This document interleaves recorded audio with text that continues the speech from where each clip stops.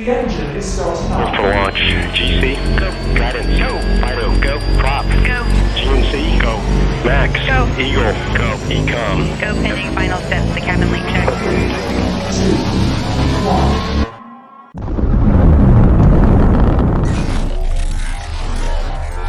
Is there anyone here that would like to communicate with us?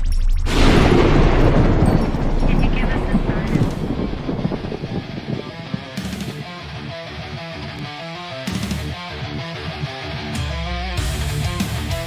Welcome to the R.I.F.T Nation Network, the R&N, putting a slide in your glide and a dip in your hip. Welcome to the mothership, the home of the travelers of the universe. With shows throughout the week, you can find us at Instagram, Twitch, Facebook, YouTube, Spotify, and more. Everything you could want, everything you can need right here, right now. From the paranormal to the supernatural. From comedy to the spiritual. And now, your featured show. Shall we begin?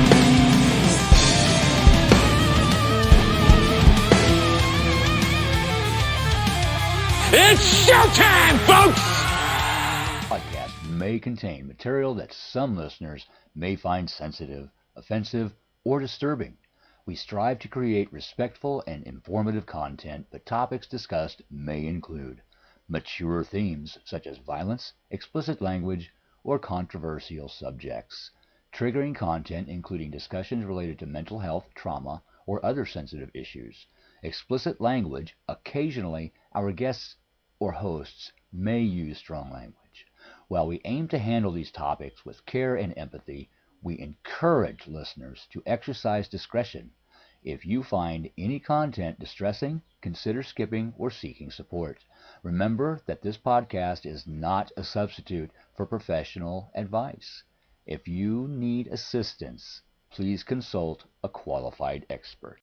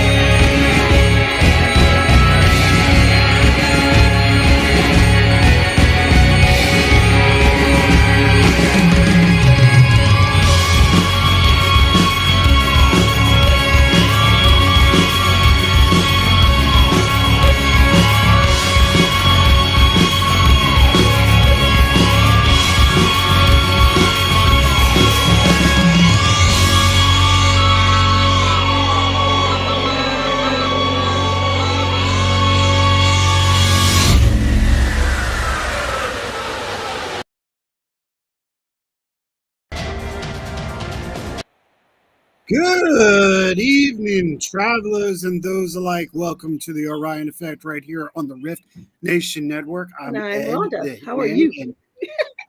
Well, it's doing it again. Look know at that. Hold on, y'all. I pixelated. got to fix something. I know, it's all, I don't know why it keeps doing that. It'll change up. I think it's just because when I load the preset, there we go. I'm back as myself right now. When I load the back screening, it changes the name, and I'm like, oh man, I better make sure Chris is okay. All right, cool. Tonight's show is brought to you by GOS, Ghosts of Stanton, Virginia. Get your tickets now for whichever you choose. There's 5 to 7 different haunts going on, and you can check out any of those tours. Stanton is actually probably one of the most active cities in Virginia, if not the world. I'm just going to say it.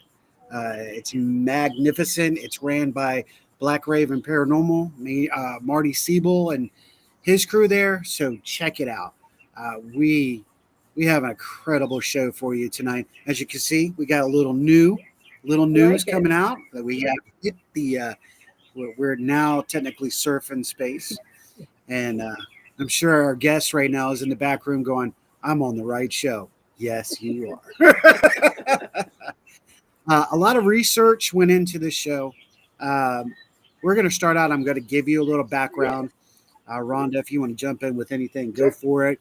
But we also have some people to recognize, so I'm going to step aside. All right. Let's say hello to everyone. Hello, Ashley Herndon, Ryan Jones, Michelle Kleckler Caps, Ashley Herndon, Keith Ottersberg, Michael Brooks, Danielle Long. Thank you for popping in. You know what that means, right? Lois. It's time for the list. Time for the list. This is signifying all of those who tuned in last week and support us. What a number in the chat. What a number in the chat last week. We want to say thank you to everybody who was here. Definitely. But you're getting a certificate right now, right here on the hit list. Here we go. On the hit list, Robert White of Things Network, Danielle Long, Chris Fox Roden, Cindy Waghorn, Mary J. Williamson, Todd Cockerjaw. I hope I did not massacre your name, Todd. Susan Skills, Becky Taylor, Laura Pruitt, Angela Ward, Ronnie Anderson, Lori Hillman, Andrian, every time. It's almost bad as Lori and Lauren. Andrian Clayton from Things Network, Sean Elliott from HCP, Hill City Paranormal, Michael Brooks from Fredericksburg. I see he's in the house. Hello.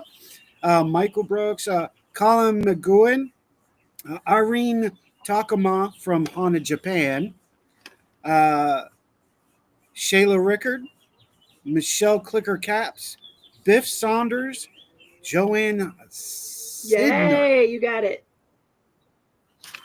And there's actually more because I did not, and I'm sorry, Kev, if you're on here and I missed you, but we have to give props to our friends across the seas again, to another one. That's Kev or K-Son, who's here every show. It's amazing. Just an amazing individual as well. So thank you, everybody, for tuning in tonight. It's going to be a great one. I don't know if the doctor is going to be at full volume tonight, but he will be doing the inductions as always. But we will test it and see if it works. If it does not, you'll still hear him. But let's get into this real quick, shall we?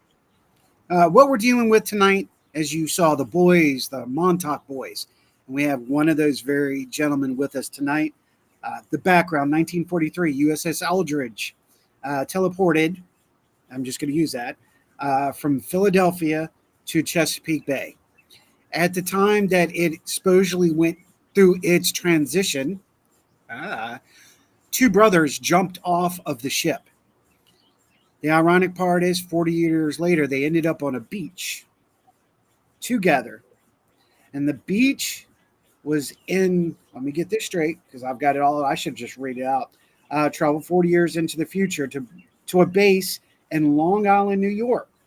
Unwillingly personal in the Montauk Experiment. 1970s, Preston Nichols worked in electromagnetism, working for the DOT contractors. Long Island confirmed he was working with the unit of psychics, studying with amazing results. In this, he found that telepathy acts just like radio waves. This is going to get deeper. You'll find this at the end of the show, how really unusual position we are all in right now. Found that every time at a certain point in the unit was experiencing blackouts. We're going to explain that later. During the day, he wanted to know why. This went on for 3 years. Then a gentleman comes into play by the name of Duncan Cameron. This is really where it's going to get confusing, but our guest is going to explain everything in detail. What our guest does is helps others with recovering memory. He's an investigator and helping people with government awareness. He's an amazing man. I've done a lot of research in the last couple of weeks on him, and then this weekend, wow, like I hit the mother load, So on that, ladies and gentlemen, I think it's time. Rhonda, do you It think it's is time? I Get right think in so. there. We should not hold that. Yes, let's do this, shall we?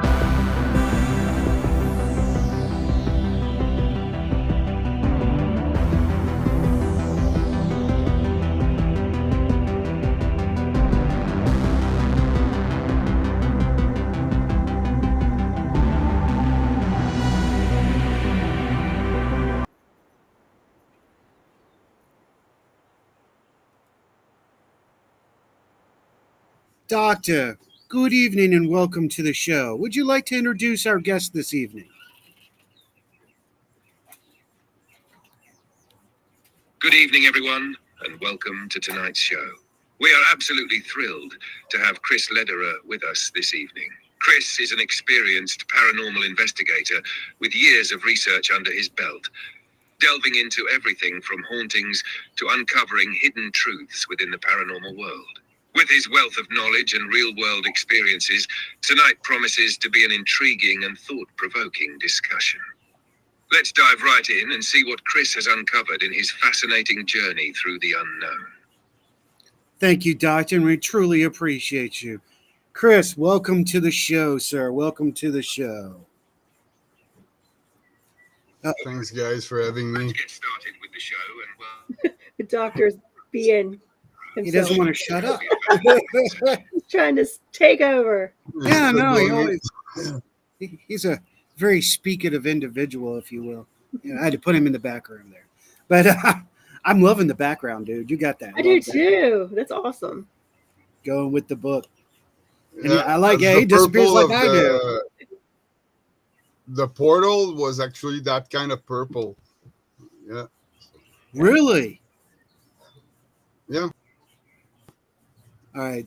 So I can see we got a That's little bit of like, a delay. So this is good. Sorry, I know what we're working with now. Yeah. So Rhonda, I'm going to let you do the chat. Okay, that works. Okay. So Chris, let's get some things really cleared up before we move forward, because you were named after one of the individuals that were there prior to. Is that correct? No, like the other Duncan Cameron Yes. that like Preston Nichols introduced. They met through like an audio repair shop job, and like he had the brilliant idea of making him pass for me, because we all had like at Montauk we had like different names to use in case we were being interrogated there, because we knew the place was going to be hard and like when they brought us there. So yeah, mine was Duncan Cameron, and my buddy Steve was Pedro de Montoya, and yeah, we all had different names, and yeah. Okay. So Very cool. Well, now that's when we got to Montauk. yeah, that's why I wanted to clear it up. And yeah, Preston Nichols had the brilliant idea of making this other dude, like, because his name was Duncan Cameron, pass for me, but the age was like he would have been like 32 years old or something like that in the cage with us, like nonsense, so yeah. Anyway, that's debunked for people who know the story. So yeah. Excellent. Yeah, because there's conflicting stories. Now, I did find that out doing my research in the past week. 4 different documentaries, 4 different stories, 4 different ways things went down. And I'm like, oh, yeah, we are definitely going to fix that. Yeah. Yeah, yeah, I'm here for that, like to cut like the bullshit and yeah, ask the real questions, like yeah, like because like my story is not a sci-fi, like they turned it into a sci-fi to like release it, Yeah. but I lost friends in this, it wasn't a piece of cake, and it's nice. People are looking at the series Stranger Things and like, oh yeah, but like if they knew like the truth behind it, like like what really happened, like how many kids died in that project. So like That's why we're here that's tonight. what I'm here to expose. Like so yeah. That's why we got you tonight. I got to give props. Now, I do not see them, but Lori and Dave, I got around that, had you on. No, wait a minute. Laura Lee had him on. Yeah, that was an amazing show. Yeah. And I went twice. after. Yeah. Yeah. She reached out to me right after and said, you have. I went twice on Laura Lee's. Yeah. We're going to have a 30-second delay. She's amazing. Yeah. I see the delay too. Yeah. So we'll work around it. We'll give ourselves a little time before we go between conversation now, because I talk too much. I was waiting for Rhonda to start laughing. You said it, I didn't. I did. So, Chris, let's get a little background on you before we get into the Montauk conversation, because I have some questions leading up to, because now I want to see how maybe you were targeted, if that's the word I want to use. I am going to use that word. Yeah. This is going to go back to your childhood, through your teen years, and I have some questions, and I want to see if I can put some puzzles together. And Rhonda, by all means, jump in, push me aside if you got something. So, Chris, did you have, or do you recall having anything prior to Montauk? Did you have any abilities? Did you feel things? Did you experience things prior to Montauk? Yeah. Yeah, like that's why like I got recruited in an MK Ultra project, like in my area, like it was called the Montauk Project. Okay, and like I was one of the psychic kids there in that project. That like I was trained by like people from the CIA were coming out of our school, because like our school was financed by the CIA. Was a school that was abandoned, and like the CIA bought it for $1, and like they had to refurbish it, and they also bought the little church in front as their hidden office. So and like people from the CIA were coming, like they were separating us from the rest of the group, the people that weren't in the project. And like we were trained by people from the CIA, like some people from Stargate, Okay, so you brought up a good word. You brought Stargate up like that, and you already brought up MK Ultra, so people have an idea that, of course, you were part of that MK Ultra group. In elementary school, did you have the test? Did you have a hearing test that you had to do? And then was there and it had the weird earphones on that you had to hear certain tones and frequencies? On a regular basis, we had this test like probably twice a week, like to get us used to a certain tonality. And like on that tonality, we kind of fall on neutral and take orders. So like they were getting us used to this for like the main part of the training was like 6 years intense. So yeah, like almost twice a week, I would say. Did you get the eye exam too twice a week as well? The sight No. Just the hair test, like the ultra low frequency, like to get us used, like to make us fall in on neutral to this frequency, and yeah.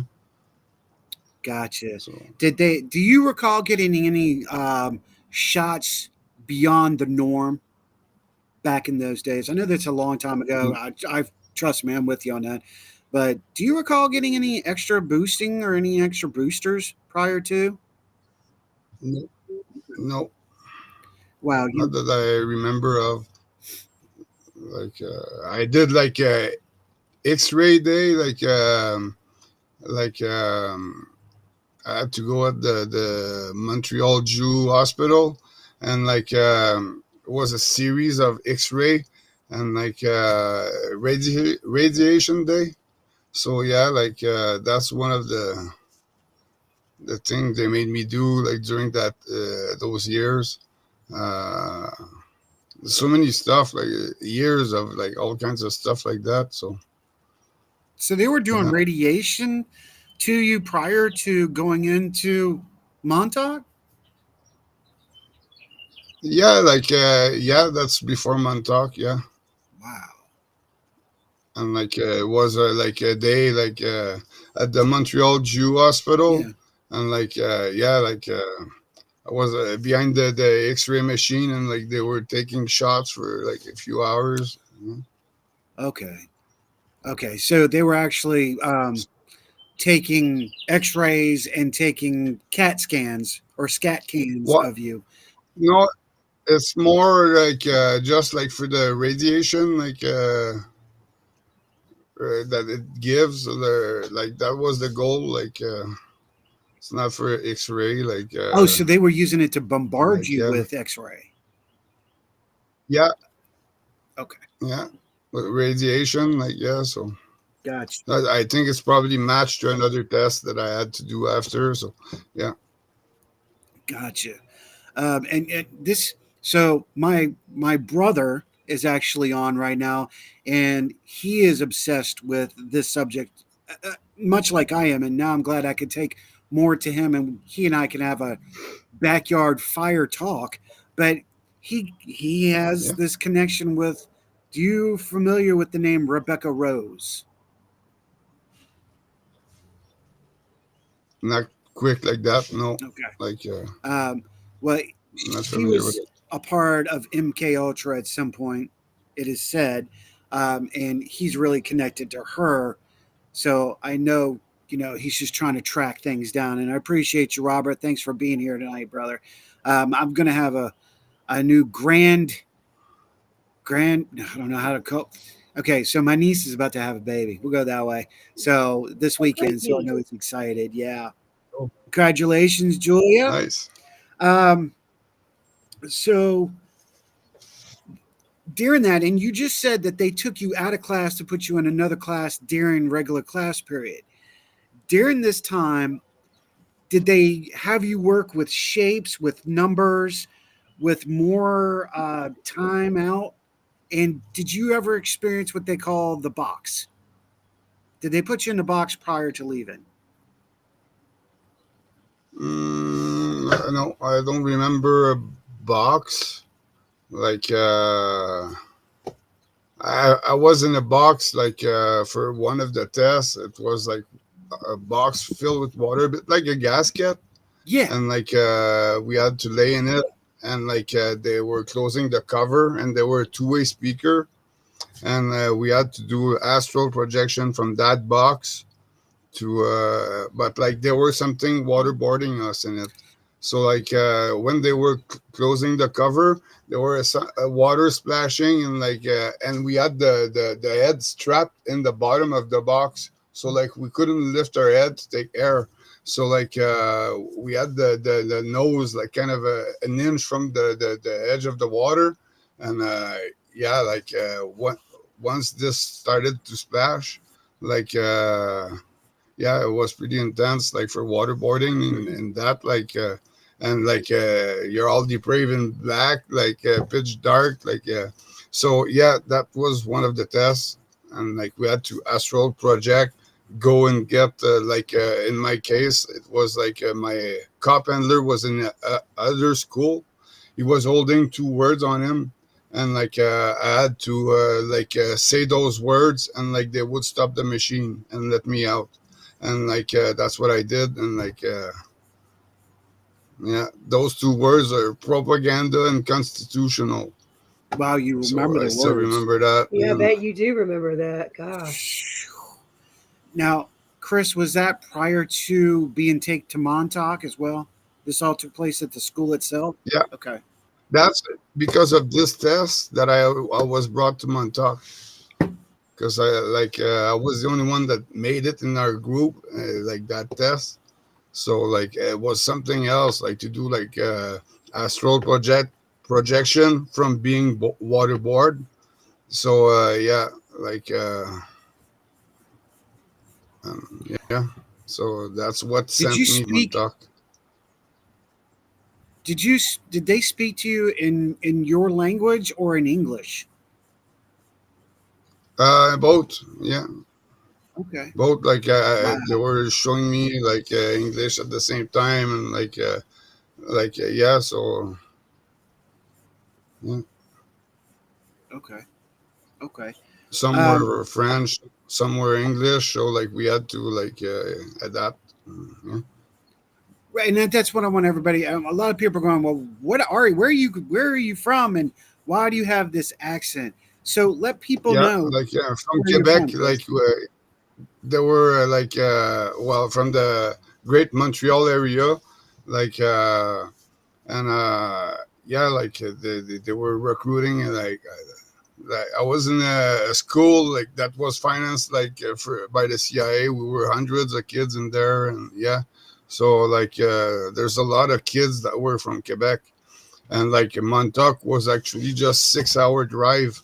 So we were like being driven everywhere, fly sometimes like to other places, and yeah. So All right. Well, Rhonda, I was that's gonna a say good we got a question. question. I keep wondering if MK Ultra has any medications that can induce mental illness. That's from Chris Fox Roden. What do you think, like Chris? they hey, like they were giving us LSD like on a regular basis from 7 years old, like to open the doors of the mind, like for like psychic powers, and yeah, that's like I guess people, if they get like like the brain cooks, like because like that was like a lot of LSD, like in those years. So yeah, like You kind of went there's some past people that the like Grateful get Dead, fucked right? up. Yeah, and but like Montreal was one of the big places. They had we had the CIA hospital there, like the MK Ultra CIA hospital at McGill. So like yeah, that's the like I got an I'm part of the action class. Like I got a file there. Like so yeah, like it's That's something in Montreal. Like a lot of people like got fucked up by MK Ultra. Like like were just like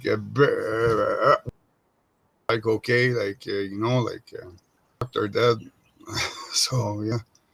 yeah, and yeah, it's scary to know we keep talking about the unliving and what took place, and you were talking about the pre qualifications, if you will, and how a lot of lives were lost to that pre uh, examinations, etc. That's really scary. I wanted to bring something to a good point to everybody. This project we're getting ready to talk about, the Montauk Project or Montauk Experiment, has a lot of spider webs coming to and out of it. And at this time, I just wanted to acknowledge some of those projects so people can understand how deep this one project that Chris is about to really dive into and talk about is significant. First, we start out with Project Paperclip. Scientists being brought from Germany to Montauk to continue their experiments, and their names were changed, their identities were changed. Two, I also want to say that Montauk is not what you see. Uh, it's confirmed. I have confirmed that it's multiple levels below this 40-foot radar dish, which at the time was the largest radar dish in the world. Um, I also want to make people understand that this has connections again to the Philadelphia experiment, also to Project Stargate, of course, like we've been talking about, MK Ultra, um, and actually utilizing Tesla technology and not for the good. Where Tesla was creating and wanted things to be used, his technology to be used good, they were doing it in reverse. So I want to make sure that's been said. And also, this is linked to Project Bluebeam. So people know this is not just one effect, it had multiplicity of effects coming in and going out.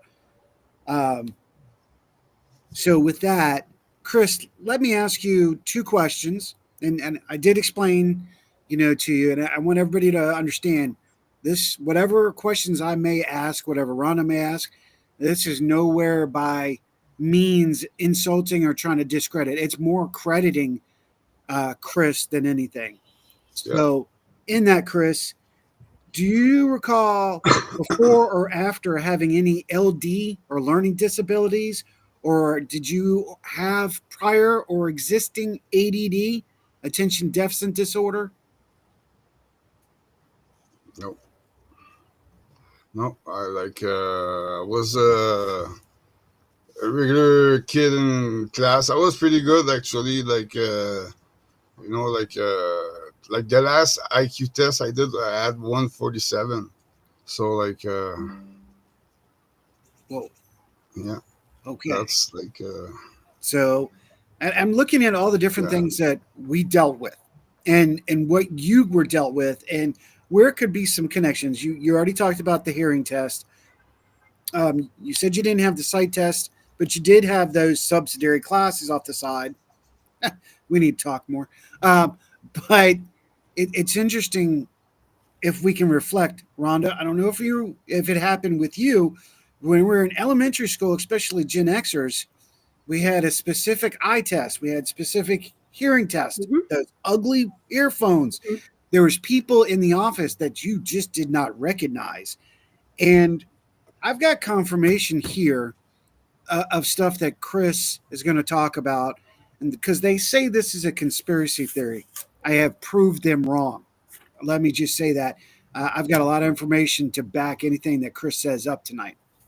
So, Rhonda, do you recall when you were younger going through these things? And do Yeah. you recall what it was like? Yeah, I do remember the eye and ear tests. And I don't remember how often they were, but they started like right in kindergarten, like as soon as we were in school. But one thing you just asked him about if there was learning disabilities or anything like that, none of us were diagnosed with ADD back then or ADHD.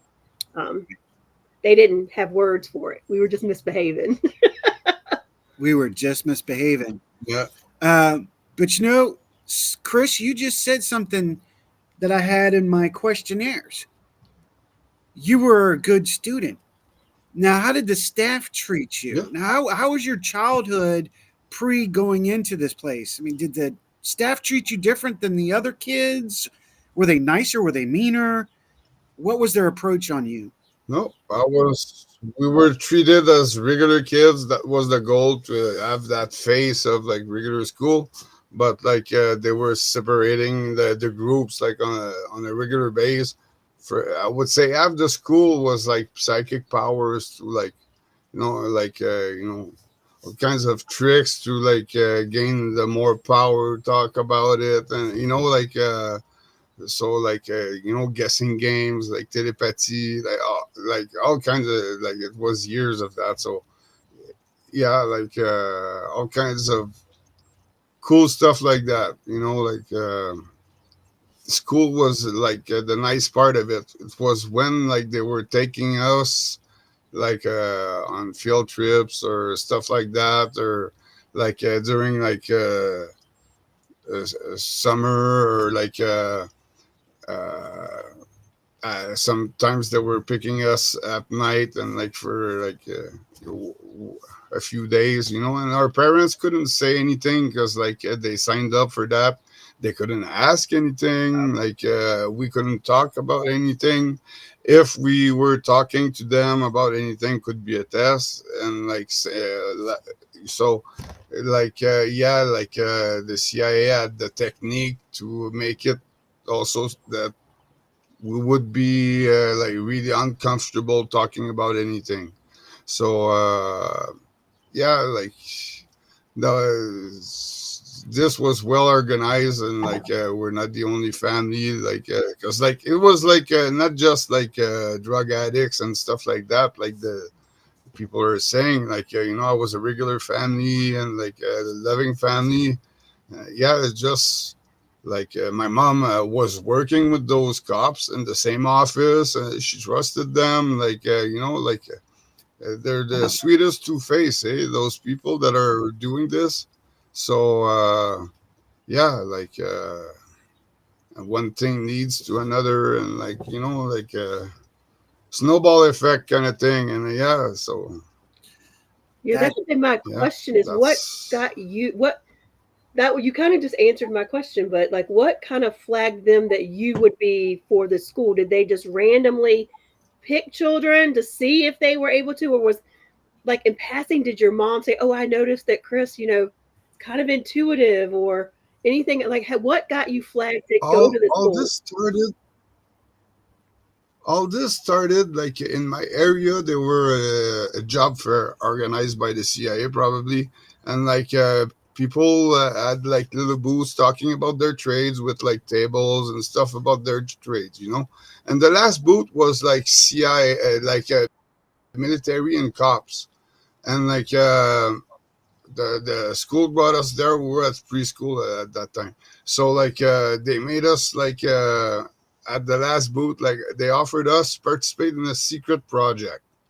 And like they gave us like some checklist to fill out and all. And like our teachers were behind us. Are you sure?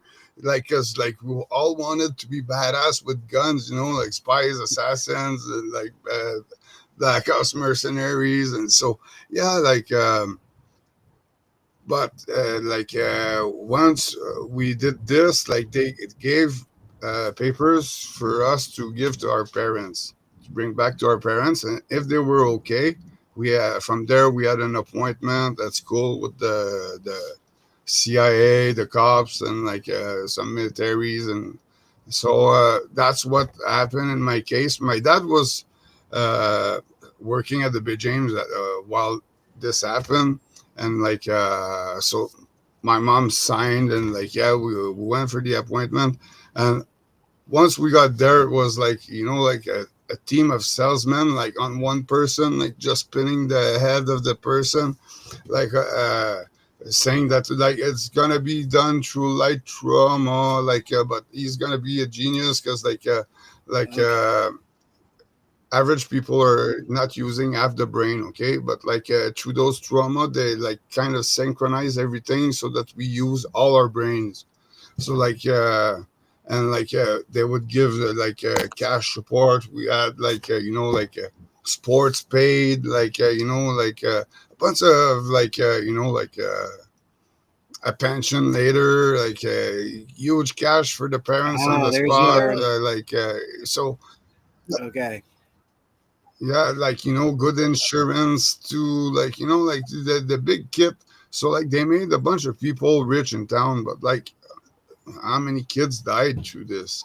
So anyway, that's how they were recruiting. Like and like the recruiter that like recruited me was John Gittinger. He's the chief recruiter for the CIA for and for other like secret services around the world.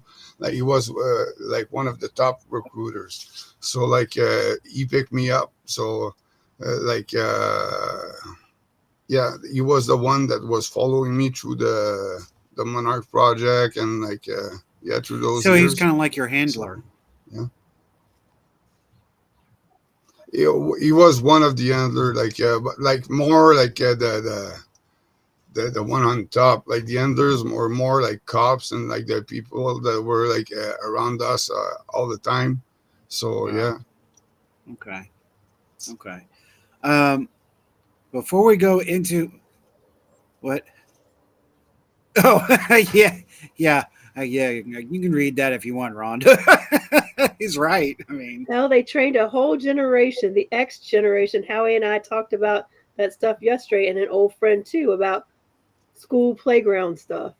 school playground stuff and how it's almost like Gen X was trained to be a certain way because we had so much freedom in some things, but maybe that freedom came at a cost.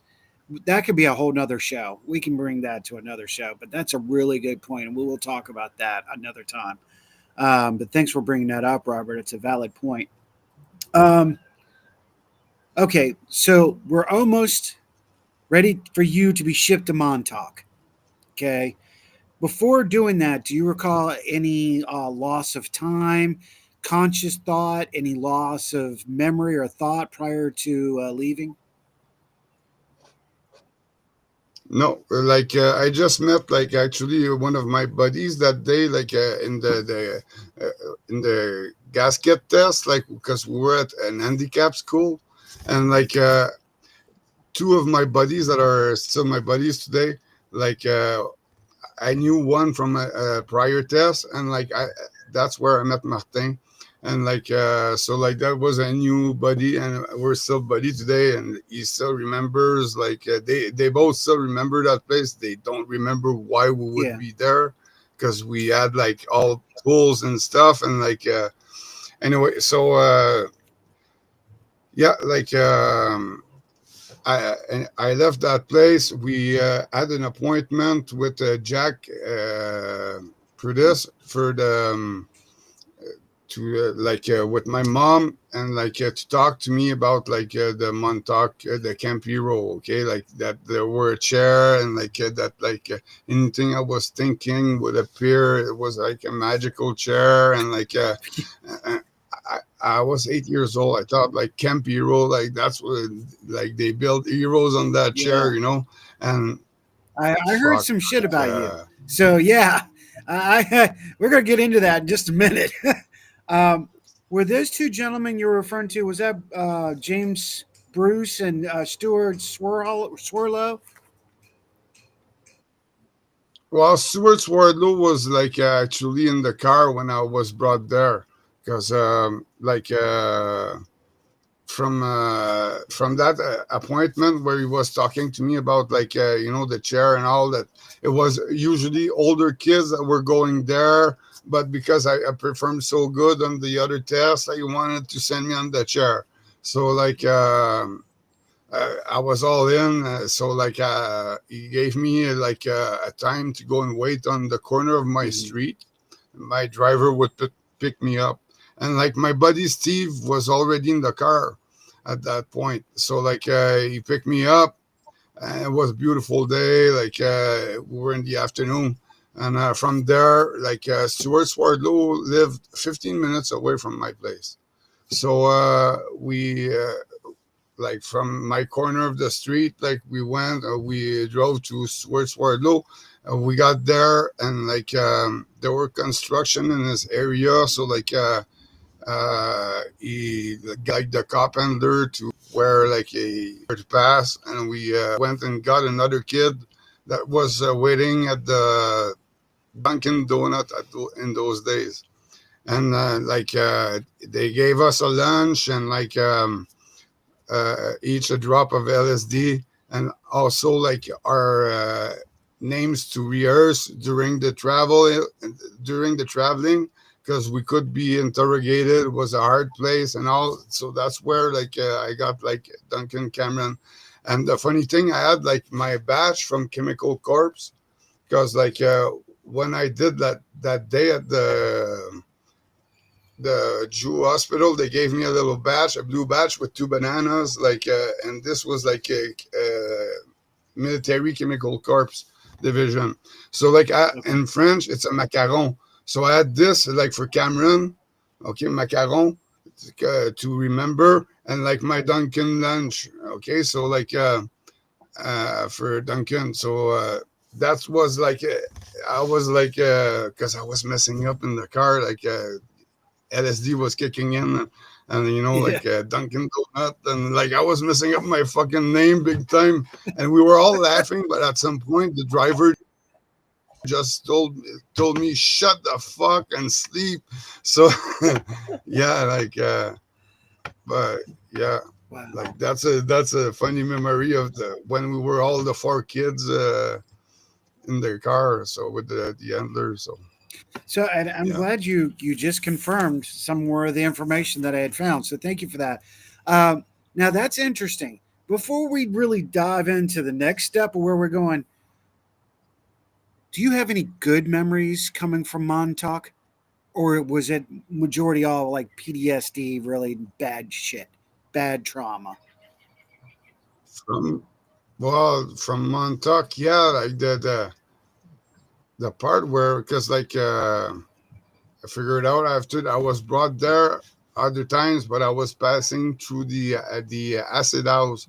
So like it was all like a scenery from that test because like I was already being brought there like for weekends and stuff like that, going through the acid house, but not going through all the trauma that was going on like underground in those tunnels and the cage and all. I wasn't going to there. I was going sleeping on a couch in the acid house, like you know, looking at those palm trees and tie dyes and like you know having a blast there. Yeah. So like the other times that I went there weren't the trauma thing that I live like that time like going like all the others through like the trauma waterboarding and all, and like that was like insane, you know, like seeing a kid like I was fucking scared of looking at him. Like the kid was hanging by the foot in Yeah. front of me, like draining in a pan. Like you're 8 years old, like you don't want to fucking look at it. Yeah. Like you know, like it's Yeah. so yeah, and like All right. So, yeah, that's the memories. so there was a Like the question that nice memories are like yeah. so there was a question to So ask there's a you. question. Yeah, I want to ask. All right, so I'm going to get to the second question, Rhonda. We can get to that a little bit later when we get a little deeper into the project. But do you recall seeing any other species other than human while you were there? I think that's the way I'm going to place it. Not at Montauk, but I saw other species like working with the government in a military base, the dumb base underground, like in a Canadian base, like you know, like Bagotville. It's the Air Force base in Lac Saint Jean, I think, and Okay. they brought us there like during we were out in a scout field trip, and they came and pick us up in the middle of the night with black choppers, and we flew to that place. We went in a store. They moved something. We got in the spiral, and after there were like staircase, like electric automatic staircase, like in a mall. Okay, and like we're going down, and like and that place like underground like there were like a bunch of tunnels, and like they had golf carts with wagons, and like they were sitting us in the back of the wagons being pulled by the golf cart, and we were crossing other golf carts. The place is huge underground. Yeah. And yeah, like that's a place that I saw other species, like yeah, like So that's no bullshit. was that before or after Montauk? um I don't know, like in the same About the time same time. period, pretty much. All right. Well, let me one more Yeah, question. probably a bit before. Yeah. Okay. Mhm. Okay. Let all right. Were you MK Ultra prior or after Montauk? I got recruited in the MK Ultra project. I was 6 years old. like and I'm still like I have like MK asset like a lot number, like and yeah, like Kind of like Hitman. I have a pension for when I retire or whatever. I'm retired because like yeah, like all the stuff that happened. Yeah. But yeah. You know, it's really interesting the connections again. Rhonda, I'm sorry, but I'm going to keep rolling on this one. No problem. At the end, I'm going to tell y'all all the movies or television shows that are actually connected to what he's talking about. They all have some basis about actually what he is referring to. It is a trip. It is really a trip. Um, so you were recruited from MK Ultra into Montauk. So you get to Montauk. What was the progress? What steps did it take once you got to Montauk? Where did you go from there? And what took place? Let's Well, go for it. that place, like we got there in the middle because like we had 6 hour drive from where we were at the Dunkin' Donut, like the picked up the last kid. So like 6 hour drive to reach New York to this place. So we got there in the middle of the night, and like I remember passing also through the customs, and like we didn't even had to stop. Like the cop just waved the guy at the second floor. It was a brown building, and like they just waved, and yeah, like they were used to see cops traveling kids there. So we got there like middle of the night. Preston was waiting for us next to the hatch. We had to go down concrete like So you thing met to go Preston down. face to face.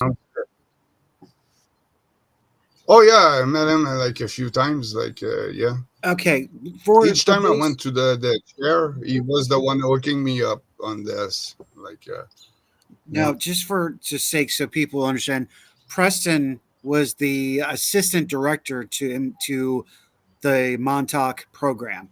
Um, it's it's funny how they portray him in Stranger Things because he doesn't look much different than what I'm come to see him as. But knowing that it was pretty close to first contact, just like you were talking, is exactly how I would perceive it as Preston. And I love how the stories of him have changed 4 different times to where he was just a worker to him being the actual assistant uh, yeah. caretaker, if you will, of the program. What did you think of Preston? Do you recall?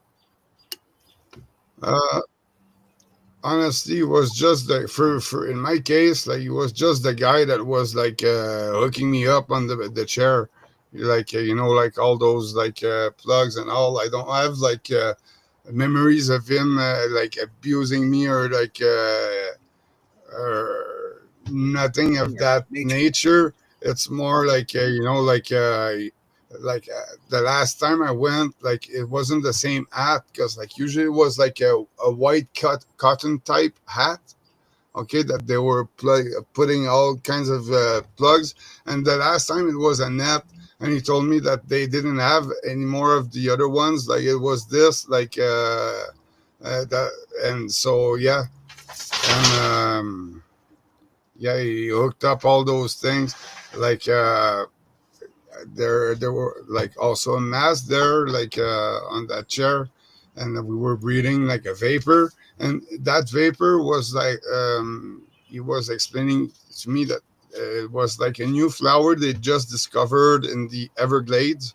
It Mhm. was ghost ghost orchid, like it's epiphyte, it's a floating flower, like doesn't need the dirt or nothing, and like he was also like showing me a white lotus and saying that was Jack that was like showing me that lotus, and saying that it was used since ancient Egypt, like in rituals, and like just cooling me down. Yeah, Like that's the main thing, like to so that I would relax, and like they were Preston was also like putting a bunch of like plugs on me and installing a portal, a purple portal that was on a kind of telescopic arm, like you would use like for a medical lamp or something like that. Would look a bit like a mirror, okay? Okay. And like the shape of purple, me, yeah. Yeah. So like and like they were lining this up in front of the chair, like centered, and yeah, like we had to go through it like through astral projection, and they were also installing a catheter so that like if we needed to pee or whatever, like so like because like the fucking chair was cold, it was stainless steel, eh? Yeah. So yeah. So And, that answers Robert's question. yeah. He said, "Were you put into the transformation chair?" And I'm going to assume that's what Robert's talking about is the chair, the Montauk chair. The Montauk chair. Yeah. Now, This is actually the legend of that chair was that it's a chair from like the Roswell incident, like and like the technology that was really special was like a little table that was right next to it. They were bringing it next to it, like, and like there were like a little square box and like a slut of light coming out of it, okay? And like on that table too, there were a pole with like an extension cord and like a second shelf, and there were like projector, and they were hooking this to the pole, and I remember at one point like the pole was broken or something, and they hooked it up like on a pipe that was next to the chair, like on the ceiling. Yeah. And like they were lining the projector on that slut of light, and like what we were thinking about was 12 appearing. monkeys. So like it was appearing as an hologram. Gotcha. Well, let me ask you So, about this. Like Chris, I don't mean to interrupt, and Rhonda, I don't mean to interrupt. No, you're fine. We're at the top of the hour. Did y'all want to go a little further into this? Yeah, we can go a little bit further. Yeah. yeah, sure. Chris, you're good with that? Well, I tell you what, let's do this. Travelers and those like, what we'll do is we're going to spend extra time with Chris tonight. So we're going to take about a 3.5 minute break. When we come back, we're going to get deeper into Montauk, get deeper into this chair, because now I got more damn questions. So and I need a pen because I got to write shit down. So this is an opportunity for you to go get a drink, take a break, go use the restroom, whatever you got to do. When we come back, we're going to jump right back in with Chris and then get deeper into Montauk, and then we'll have our ending deliverance of the overall observations and where we at in modern day society. So tell you what, we'll be right back just after this. Cool.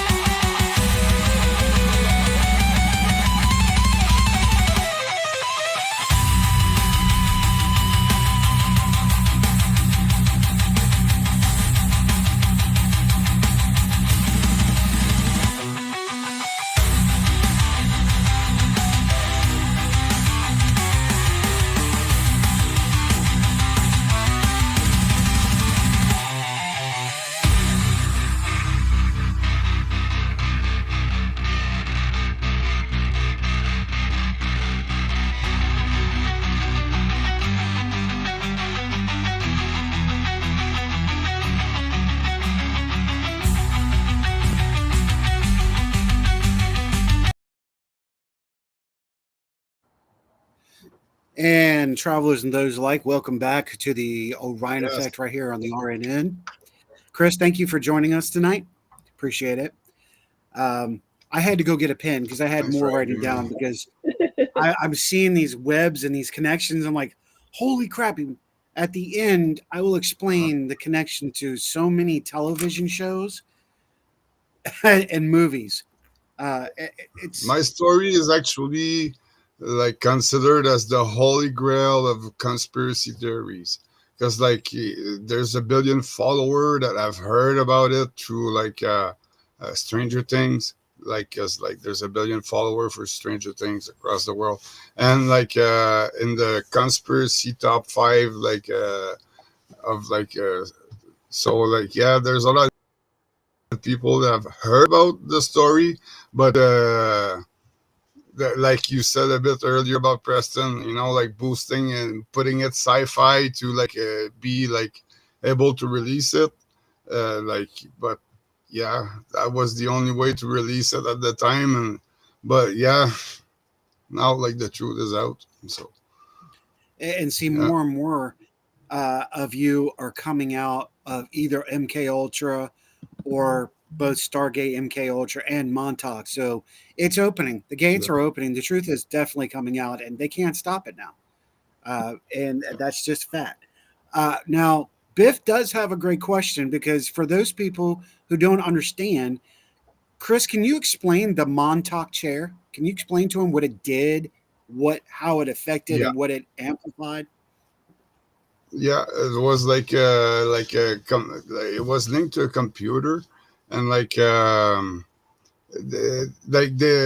legend of it is they picked this up at the Roswell incident, okay, and like what we were thinking about was appearing as an hologram, like they were lining that like projector with three lights with the little table with the tray like and the slot of light, and like those two light joined, like what we were thinking about was appearing in hologram, like like it was pretty like hey, we're talking in the 80s, like so pretty Pretty. uh avant-garde, like like for technology, like like there were nothing Makes war like games look that. like kids' toys.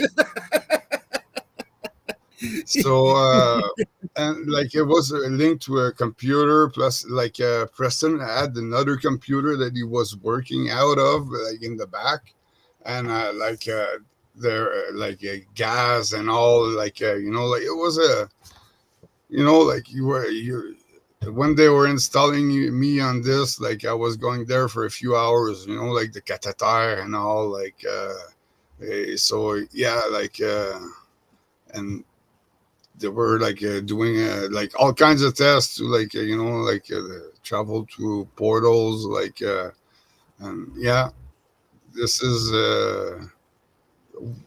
like the main of the chair like was like that accessory, like the little table, like that they were putting like most of the time was on the right side, like behind the little computer screen that was like at the our foot level kind of thing, uh and like that one time they put it in front, like a bit at the left, like and like the project on the pipe.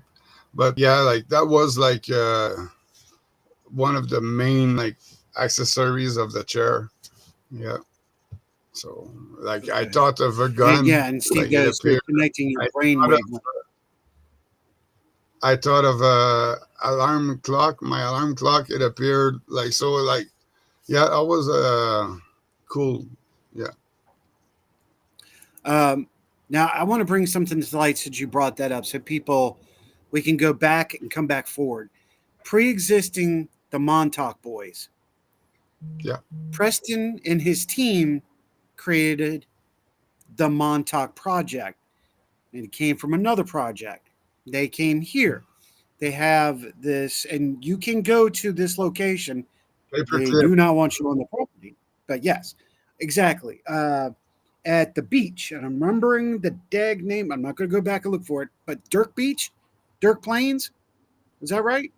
North Plains Beach?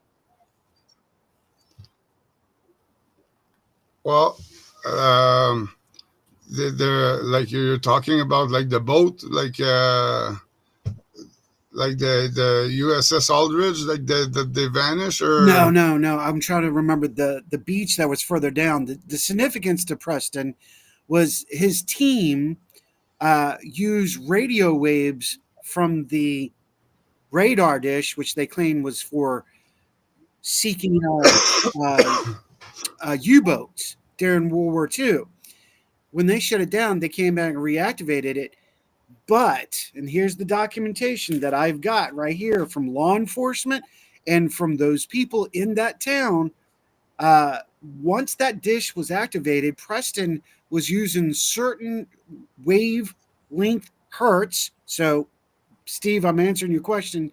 To see the effects on those people in this town. This is before the Montauk boys got there. And it's registered an overabundance of people going to the hospital for migraines, for excessive and severe blood or nosebleeds, for all types of aches and pains. And this would go on the whole time. It was not a lighthouse. No, it was actually a radar dish building. And I would bring it back up, but I don't want to go that far because I don't want to get tagged. But yeah, there's a lighthouse Steve, there too. is it a lighthouse? Okay, I stand corrected. I did not know it was lighthouse. Yeah, there's a lighthouse. Like it's like Montauk is like a little town that they hid like a base into the town. You know, like during the Second World War.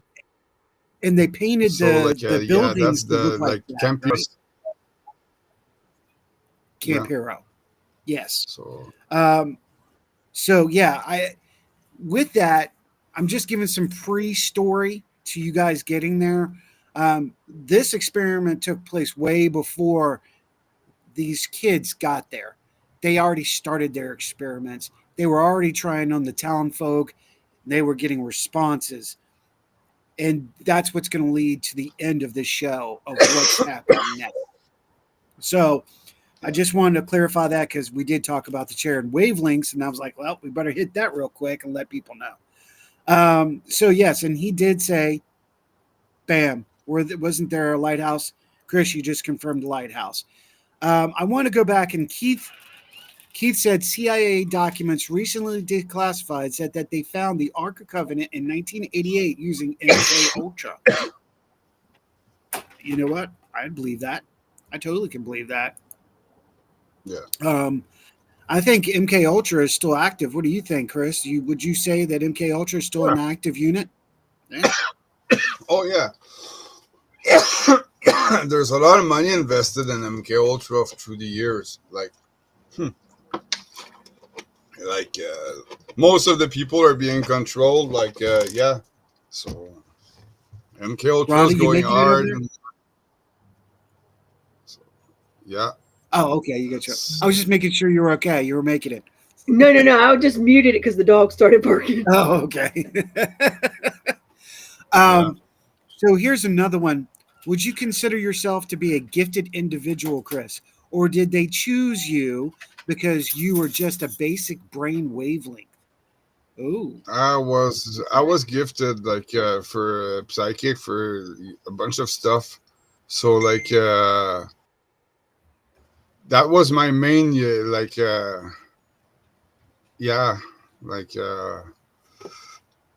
so that's why they were pushing all those and I was always grouped with the same kids most of those training to develop this kind of telepathy kind of a feeling having a twin in that MK Oh wow. So you feel like you were connecting to another self and another dimension to communicate and work with? No, but I was always paired up with the same kid. He's dead now, but through the training. So I was thinking of something, he knew it, or he was thinking of something, I knew it. sometimes like they were pairing us, like one like couldn't see, like blindfolded for half the day, and the other half was like the other one like was blindfolded, and the other one was just talking to him, like guiding him through telepathy kind of thing, like in the school, like some weird tests like that, like but like that's just like some example of like some of the tests, like. But yeah, we're always paired up with the same kids, so like we develop this like kind of really link, like together, and yeah. Okay. Um, Keith is asking a question now. This is coming at the end from the documentation that I came across, and I'm glad Keith brought that up because those connections with the television show and what I'm seeing in documentaries and all that, and we're not really focusing too much on the Montauk Boards because I'm sure you experienced so much trauma. Would you say you experienced Oh trauma while yeah. you were there?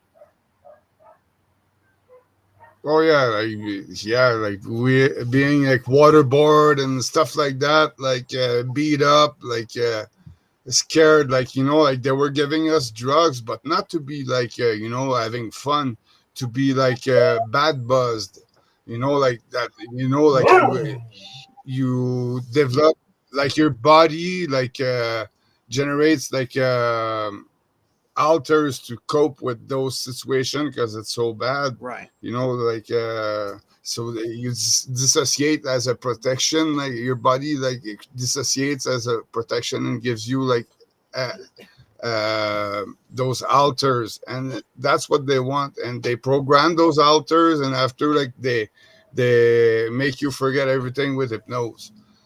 But like when you go through hypnosis, regression hypnosis, because like you have like memories and stuff, and they unlock the memory and like all those like different like hypnotic suggestion they made, or like a blockage through the years and stuff like that. And like once you get this like removed, like I went to see Misha Johnson for that, and like she's a top, and like yeah, that was like that changed my life. The memory flows after, and you remember like all those things, and wow, like yeah, it's Well, totally worded. Yeah. let's go right for the ending part because we got about 15 minutes. I don't want to take too much of y'all's time, but this has definitely been a really in-depth uh, interview, and I'm glad you took the time to come with us and speak with us. Um, Keith is going there, and any information on the Montauk Monster, or is that something different? Now, glad for bringing that up because I saw two documents that stated something about the end of Montauk where something came through and destroyed the location. Was that You're asking the right person. okay? Was that true, or was You're that part of asking, the trip? okay? Yeah, that's true. Like like I was still hooked up to the chair and all, and like one of the main thing why the kids were passing, like dying there, was like going through the chair, like through astral projection, and like they weren't coming back. So like the body was like empty after, like like so.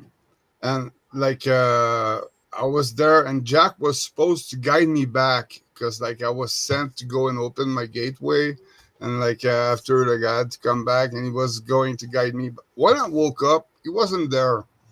So like I started like remembering that kid that was hanging in the cage that was staggered, and the in front of me in the row, and like hanging like in a pan and draining of his blood, like so. And thinking of Steve, I didn't know if he was alive because like I tried to talk to him. I didn't know if I was gonna get killed because like I was seeing it was all lie. He wasn't there. Like I could have died. Like that was the main thing they were scaring us with. Right. Like through the astral projection. So I started like reflex of 8 years old, thinking of my house, and my at my place I had like like my glow in the dark sticker. Those were like my light to go to bed. Okay, and like I was putting them at the sun and charging them all day when I was and talking and and like like and like using this as a light under my like a white blanket, and it was just like glowing, and I had this for a little light at night. So but I thought about that, and like they came out, like there's a light that appeared on the wall. Okay, and like it just like it started growing, and like they came, like the six monsters from my album came out like one after the other, like and the light was closing back, and after like the light was reappearing, another monster was coming out, it was closing back.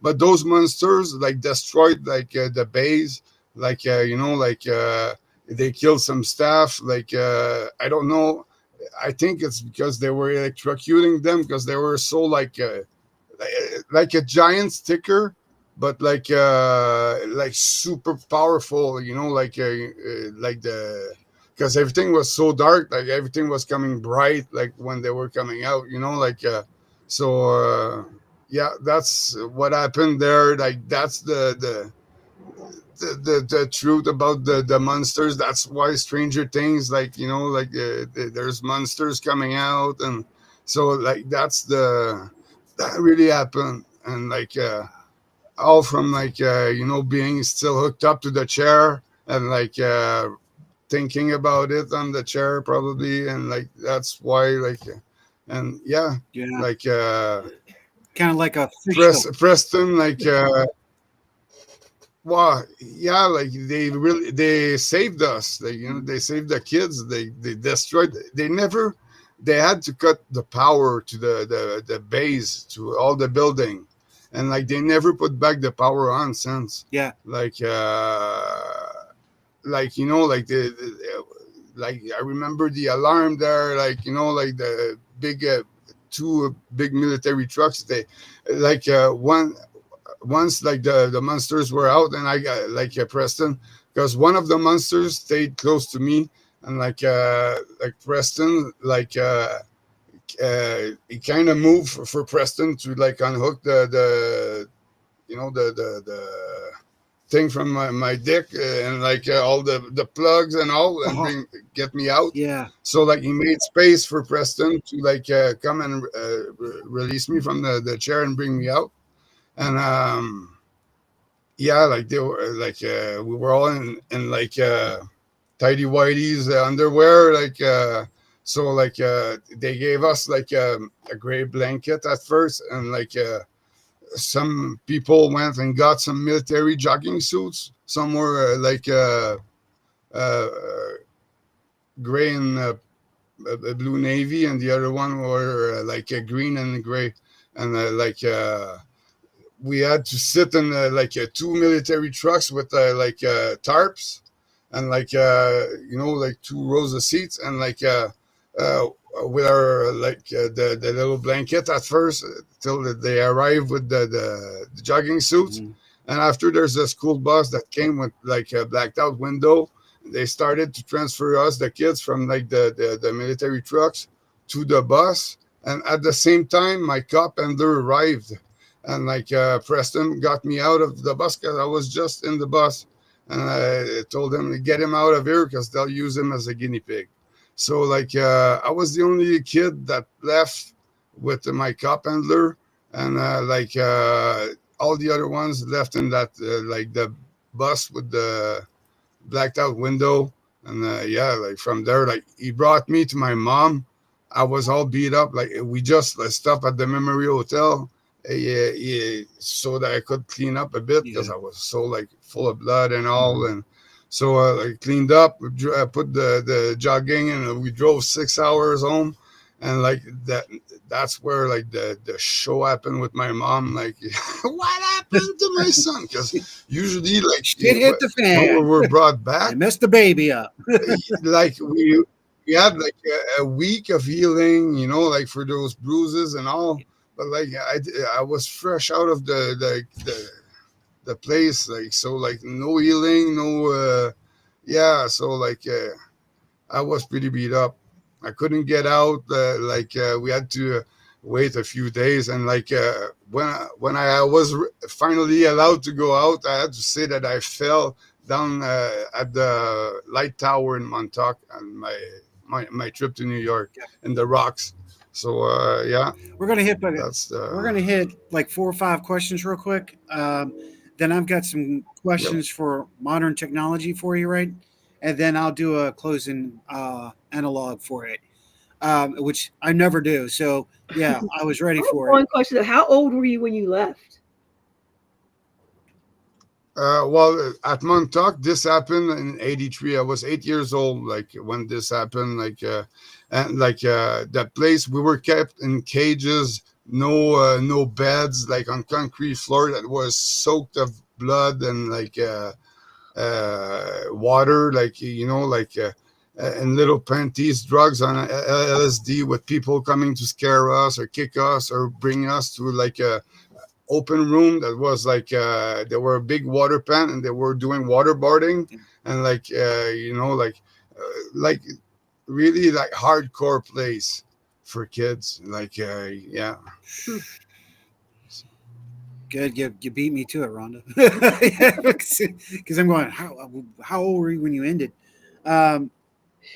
So I'm going to go with Keith. Keith first says the silver cords to their bodies were severed while they were out there, and I would say, if they were hooked up, I would agree. Would you agree with that, Chris? Yeah, Yeah. through astral projection, and they were just losing themselves. So like the bodies were empty, and like they were using this as the anachrome, like I saw from my own eyes, like one kid hanged, and draining in a pan, and that's something I'll never forget. Like, man, yeah. Good Lord. So. Robert says, Chris, do you feel like you were Super Soldier Program 20? And I will say it like that because we already talked about Rebecca. So do you feel like you were being prepped for the Super Soldier Program? Or is it just... Oh yeah, we were recruited for that. Okay.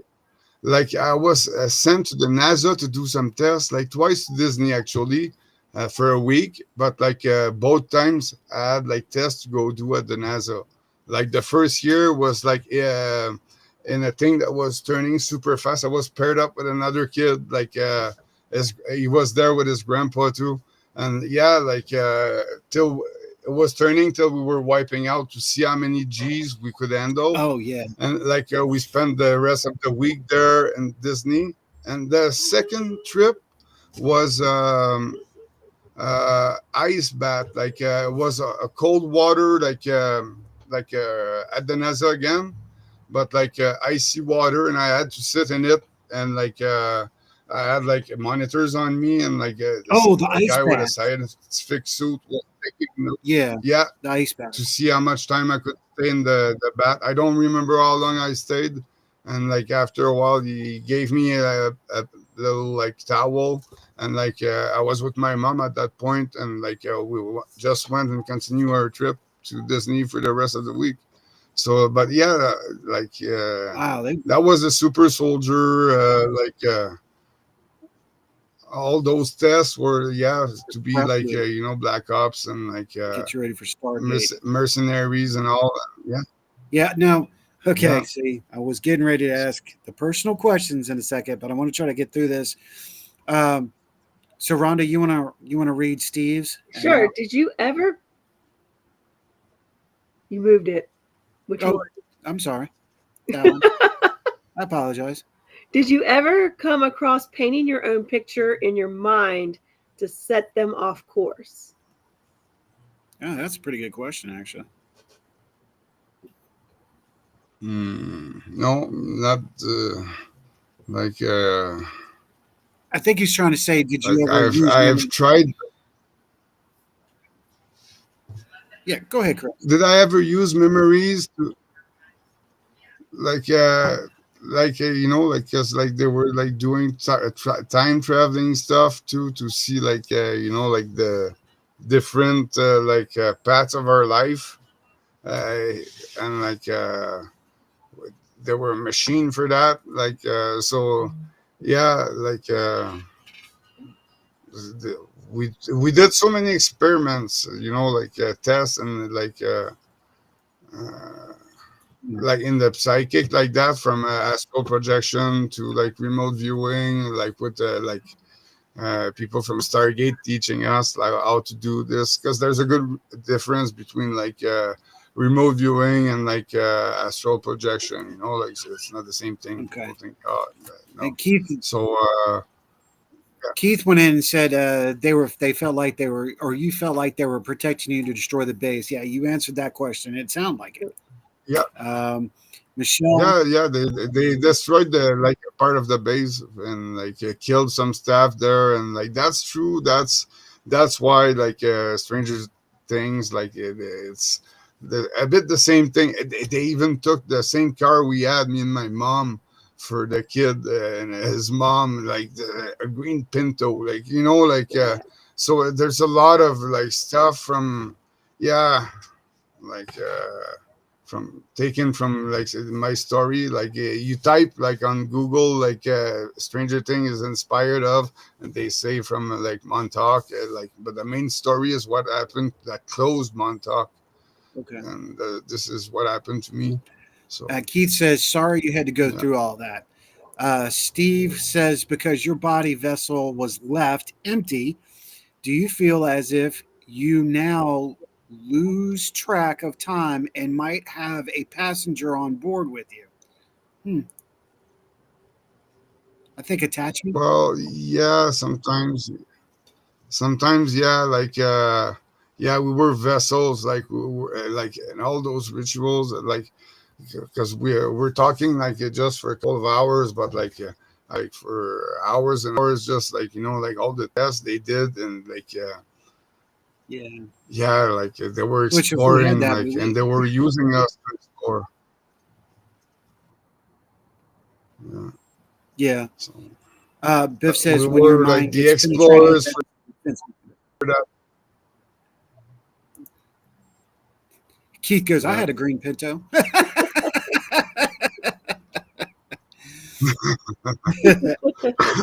So here Yeah. comes No, some of the interesting questions now, Chris. Um, this is a bit of a personal question, but I've got to ask it. Since then, do you feel like you have empathy and sympathy? Uh, has it come back? Do you feel hard? Do you feel yeah. hollow? Um, is it a possibility that you feel like you can probably, commit unlife without question No, and not think about kind it? of. Well, like I'm still like programmed for all this, but like I kind of like there's a conscience that grown. Like the conscience they take off from us, like through all those trauma and all, so that we have no conscience, and like, well, there's kind of like this muscle that grows one, and like yeah, I'm full of empathy. I like like yeah, like more than ever anyway. Because yeah, like yeah, like that's something like that they take off from us, but yeah, Yeah, like at the same that's why I point had to I can ask. flip like a 10 cents, and like if I need to do anything, like I'll be able to do anything also. But like Okay, I have this empathy that I like I'm able to like separate from, or like or kind of thing. Yeah. okay. So this is one of the things I want to ask you about this, because I saw this several times in several of the documents and documentation. Is this true or is this not true? That at one point you were able to manifest material items right before you from nowhere. No, like it was just as hologram, and like the only thing that I materialized were those monsters, Okay. and like like And what a hell I of a don't know thing to what happened to manifest. them, like after, like, because like once I was pulled out of there, like and like I don't know what happens there. I think like they locked the place anyway for they sealed the place since, and so yeah. Okay. And I appreciate you. Everybody's starting to chime in right now. Um, you know, Rhonda, I'll let you read all that because I'm Okay. going to go get ready for the analog. All right, Michelle says, this has been very interesting. I've never heard of any of it. We'll be looking it up. Thank you for sharing your story. Steve Saunders, get a hold of me. I would love to help you with PTSD. Also, increase your gifts and do not charge for these heavenly gifts. And he has said, I'm literally an officiated exorcist and I can remove negative attachments or any attachment, spiritual or whatever they may be. Now, I've seen Steve at work. I have seen his work. I will. Actually, I think I got a exorcist done after Montauk There you go. by Pastor Smith, Okay. like the guy from Exorcist. Yeah. So like that's like who, I didn't know if you were and going to like bring his name up or I not. I'm think like, it's the CIA God, that paid for that. Rockin' So yeah, I think it's the CIA that paid for that. So yeah, and that was just after Montauk because like yeah, I was having deal. Oh yeah, that was an interesting period of my life Indeed. after. So yeah. So, Chris, let's do it, man. Let's get, you got that book out. Talk about the book. Where can people find it? Where can they find you if they have questions, if you want to talk about it? Love to get you out there. Most of everything I do is being censored. Like like the book when I released it, like the next day it was censored from Amazon, and like I was banned from Amazon from like for life. And so now the only place you can get the book through like the ebook is on lulu.com, lulu.com, and yeah, it's called Terror at Montauk, The Last Moments of Campiro, and yeah, there's a lot of information in it. That's the limited edition, like the non-edited. Now it's being edited, and it's gonna be like we'll figure out a way to get it printed. Yeah. But like I probably did like 1,000 ads. Like I did like probably 30, 40 hours of interviews everywhere, and with a lot of big names and all. And like I got 25 books, something like that, sold in a year. So like I'm super censored, like from the billion follower that are all curious to know the truth about Stranger Things to have like only 25 copies and like a year sold. So like yeah, that's what we're here so for, giving you a yeah, voice. I got a lot of people helping me with this. So hopefully like it's gonna come out this year, like properly, like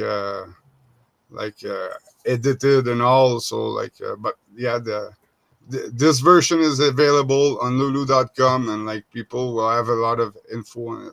So Excellent. Now, yeah, with knowing the connections and with seeing this, let's step into modern technology real quick, and then I'll do the analog.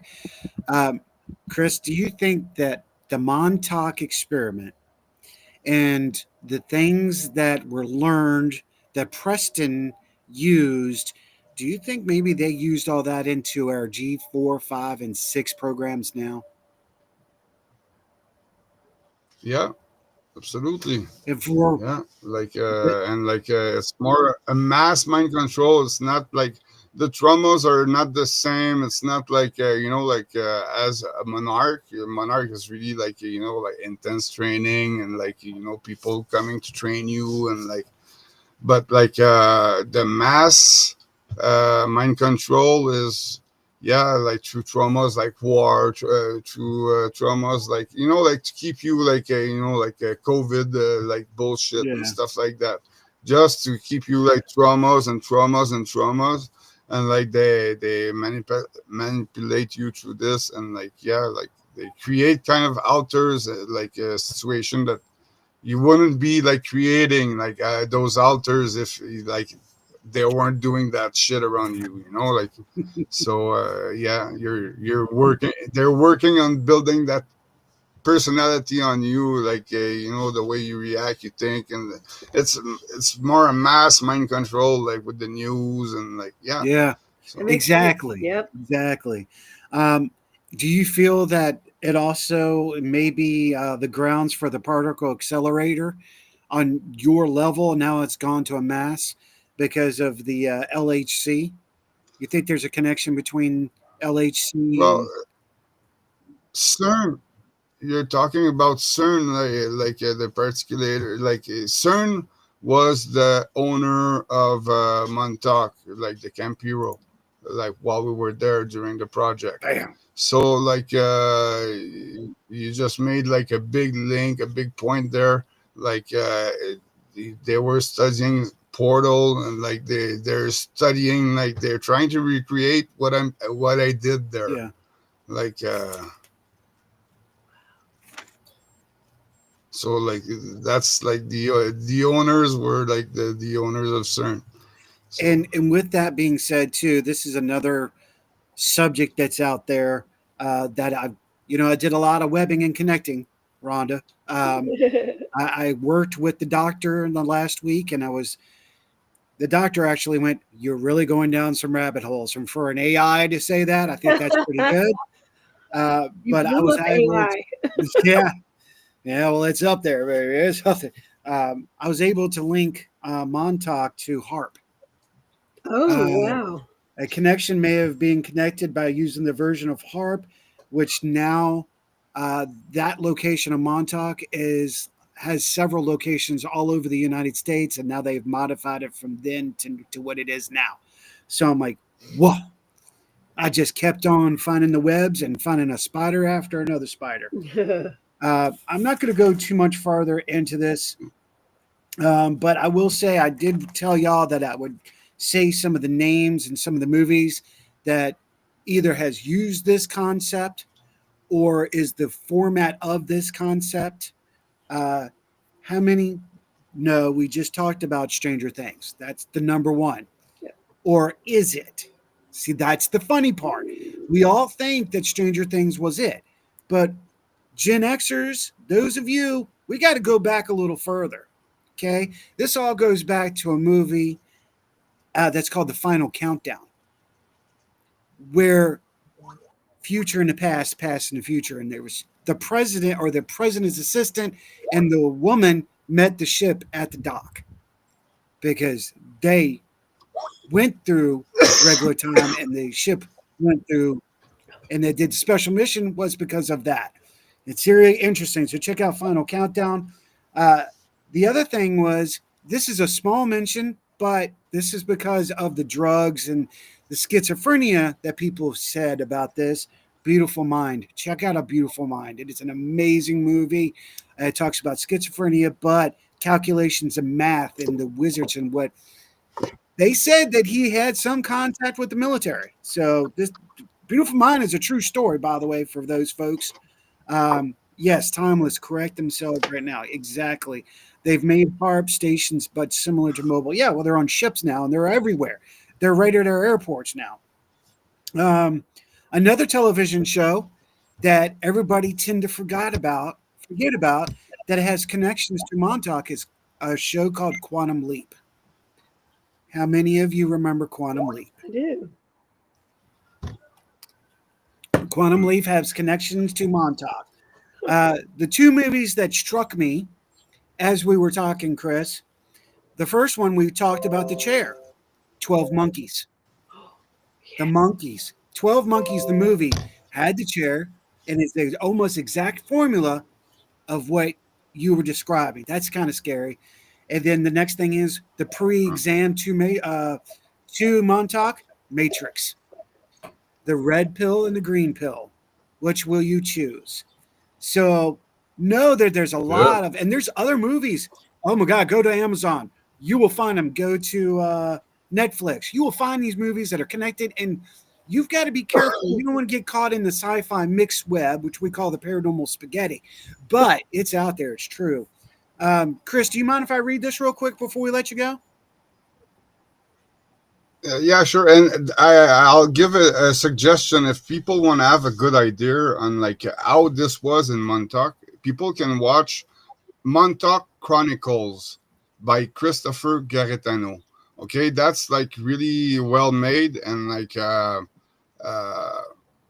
you it gives a good idea of how the place was dark, and he mastered like to get like so many details, and like a small 2 hour documentary movie like that. Like he did an amazing job, like to bring like a bit like the reality of what things were there.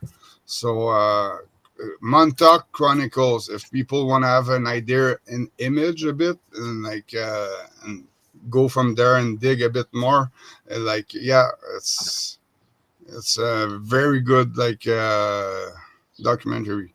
Yeah. Definitely check it out. And while we were talking about it, he made a good point. Dreamscape, I forgot about that. 1982, 83. Another incredible movie that could be connected. Um, we're just in and up on this. I used to love that show. Excellent. Let's hit up in this before we let Chris go. And I just want to give y'all this analog, if you will. It is said that this is all conspiracy. How can that be when the DoD told locals and reporters that they needed to stay away from the facility of the beach in 1988 at Dixon Plains? The facility was a place that horrendous crimes took place and was unsafe. DoD said that in 1988. Two, documentation from so many locations. Three, in the 1980s, the local law enforcement confirmed actions created by Nichols Tower and colleagues. Montauk was built in 1942 uh, to track U-boats, painting, and this is what Chris was talking about, painting, etc., to disguise, to shut down just after 1945. It was reactivated and named Montauk Naval Air Station. Supposedly, it was tracking Soviet activity. The reason why the 40-foot disc stands is that local shipping use it as a landmark. That's interesting. Now, there's also documentation that the dish still activates and still moves to this day. So there is still activation there. Um, I want to continue with that. Of course, I talked about the connections with the other projects. Let's see, is there a connection between Preston Nichols and modern tech?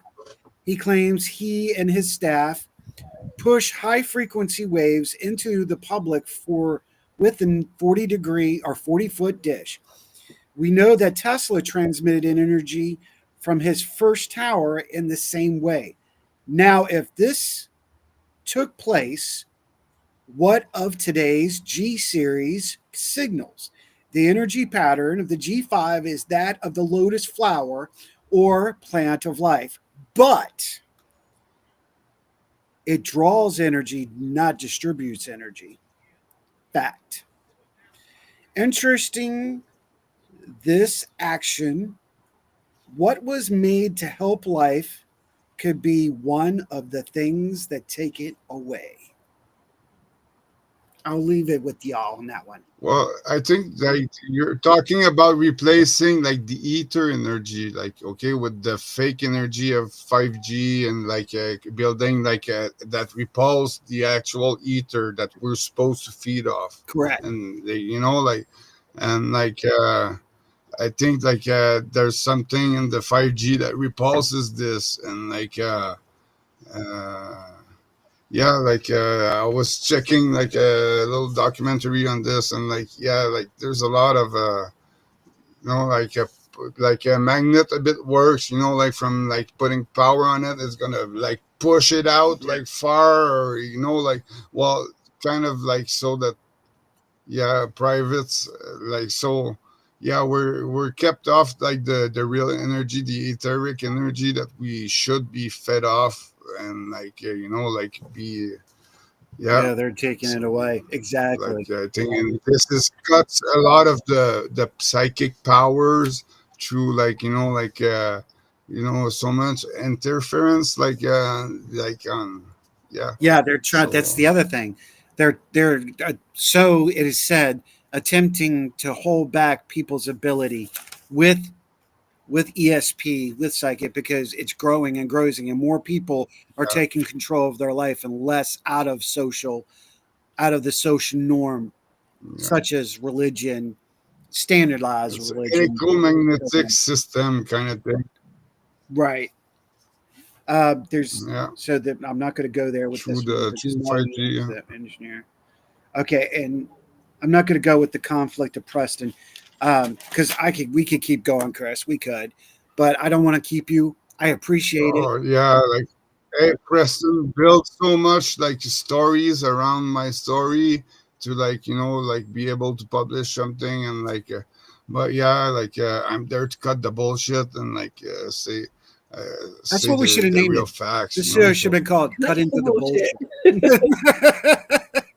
Well, y'all go to lulu.com because artist already downloaded my copy. There it is, lulu.com. Get the book. Get the book and check out Yeah. the documentaries. Make your own decision, y'all. This is why we do this. We give a voice. We're giving a voice to Chris, but you make your own decisions. Don't let somebody else make it for you. Chris, brother, thank you so much. Hopefully we can have you back and we do some chit-chatting about the scientific side of things and not just Montauk, brother. Cool. Anytime, guys. Thanks for having me on the show. I appreciate. Absolutely. Rhonda, thank you Have so a good much. one, guys. Yeah, I mean, you know me at being a sensitive who has psychic abilities. Like this has had my mind spinning all weekend, especially with one of the fears of anybody who's just tapping into their abilities is remote viewing and not coming back. Exactly.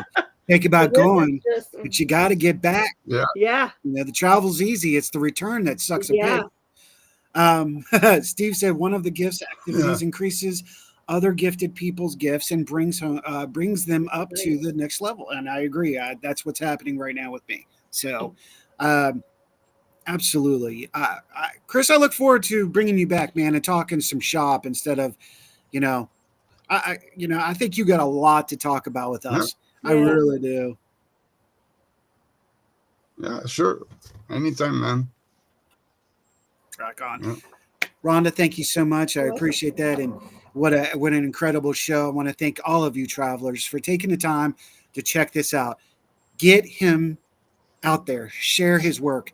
He deserves it. He deserves a voice and he deserves to hear what everybody else has to say. And they need to hear what he has to say. Cut through the bullshit and listen to the truth. Travelers and those alike, continue to help each other, inspire each other. Help when one is down.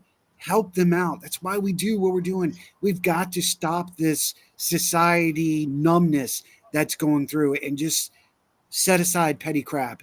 And we've got to be true to self, individuals, and we can do it together. That's why we're on this journey together. May virtue be yours. Good night, everyone. Good night.